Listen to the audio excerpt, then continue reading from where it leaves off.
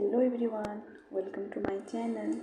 आज हम Indian constitution और उसके हिस्टोरिकल बैकग्राउंड्स के इम्पोर्टेंट एक्ट को स्टेप बाय स्टेप कवर करने वाले हैं। तो हम सबसे पहले शुरू करते हैं कंपनी रूल। कंपनी रूल से हम यहाँ सबसे पहले शुरू करते हैं। वैसे तो 1600 में ही ईस्ट इंडिया कंपनी इंडिया में आ गई थी। इनिशियली वो ट्रेड करने के लिए आई थी, लेकिन कंपनी ने धीरे धीरे रेवेन्यू और एडमिनिस्ट्रेशन में भी पावर ले लिया था और इसका प्रॉब्लम हुआ था करप्शन एंड मिसमैनेजमेंट, जिसे कंट्रोल करने के लिए ब्रिटिश गवर्नमेंट ने एक प्लान बनाया था। तो हम एक एग्जांपल से समझ सकते हैं। आप सोचिए, एक कंपनी एक सिटी का भी बॉस बन जाए और सब कुछ अपनी मर्जी से करने लगे। इस सिचुएशन में रूल्स और मैनेजर्स भी चाहिए। यही ब्रिटिश गवर्नमेंट ने भी किया था। तो इसी को कंट्रोल करने के लिए उन्होंने रेगुलेटिंग एक्ट ऑफ 1773 बनाया था। तो हम अभी सबसे पहले देखते हैं कि रेगुलेटिंग एक्ट ऑफ 1773 क्या था। देखिए, एक रेगुलेटिंग एक्ट ऑफ 1773 जो है वो आता है कंपनी रूल के अंडर। और इसे क्यों बनाया गया था? इससे बनाया गया था to prevent corruption and mismanagement. और इसका मेन पर्पस था पूरे ईस्ट इंडिया कंपनी में अपना कंट्रोल करना, और ये ब्रिटिश गवर्नमेंट ने ही बनाया था। तो इसमें 4 की प्रोविजंस हैं। इसे हम स्टेप बाय स्टेप समझेंगे। सबसे पहला था गवर्नर जनरल ऑफ बंगाल। उन्होंने गवर्नर जनरल ऑफ बंगाल बनाया था। वो थे सुप्रीम अथॉरिटी ऑफ इंडिया। आप इसे ऐसे समझ सकते हैं कि ये बॉस ऑफ बंगाल था। गवर्नर जनरल ऑफ इंडिया जो थे वो थे बॉस ऑफ बंगाल। उसके बाद काउंसिल ऑफ 4, ये बनने थे गवर्नर जनरल को असिस्ट करने के लिए। गवर्नर जनरल यानी कि बॉस ऑफ बंगाल, उनको असिस्ट करने के लिए काउंसिल ऑफ 4 बनाया गया था। उसके बाद supreme court at Calcutta. Calcutta में एक सुप्रीम कोर्ट बनाया गया था।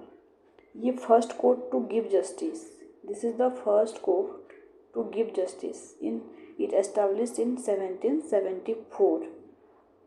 Then companies trade regulated under British government. इसका मतलब है कि कंपनी अपनी मर्जी से ट्रेड नहीं कर सकती। तो हम इसे ऐसे समझ सकते हैं, गवर्नर जनरल ऑफ बंगाल वो थे सबसे बड़े officer. Governor general of Bengal क्या थे? वो थे सबसे बड़े ऑफिसर। उसके बाद ये काउंसिल ऑफ 4, ये थे जो भी डिसीजन होगा उसमें हेल्प करने के लिए काउंसिल ऑफ 4 बनाया गया था।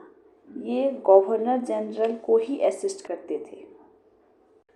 देन था फर्स्ट सुप्रीम कोर्ट। आपको बस यहाँ पे ये याद रखना है कि this is the first court to give justice at Calcutta.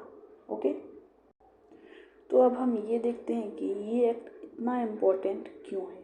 This act was very important because ये एक्ट सबसे पहला स्टेप था जो कि ब्रिटिश गवर्नमेंट ने कंपनी रूल को कंट्रोल करना स्टार्ट किया था।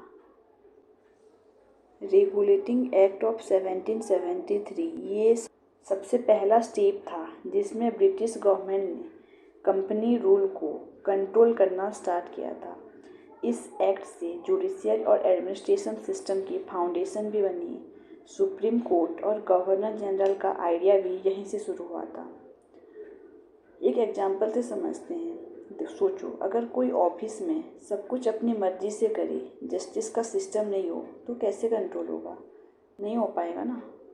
इसीलिए ही रेगुलेटिंग एक्ट ने यही मदद किया था कि इसमें जस्टिस भी मिल रहा था। तो इसका सबसे मेन पर्पस था prevent corruption and mismanagement.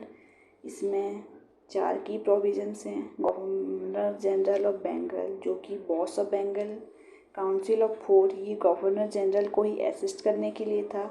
And then first court that is at Calcutta. And companies trade regulated under British government. And this is the significance. ये मैंने आपको ऑलरेडी समझा दिया है। तो आज के लिए बस इतना ही। नेक्स्ट क्लास में हम बाकी जो भी एक्ट हैं उन सब के बारे में भी पढ़ेंगे। Mining act, east India act, charter act. Charter act ना 3-4 टाइप का चार्टर एक्ट है। वो हम डिटेल्स में कवर करने वाले हैं।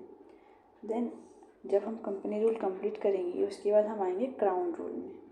Then thank you.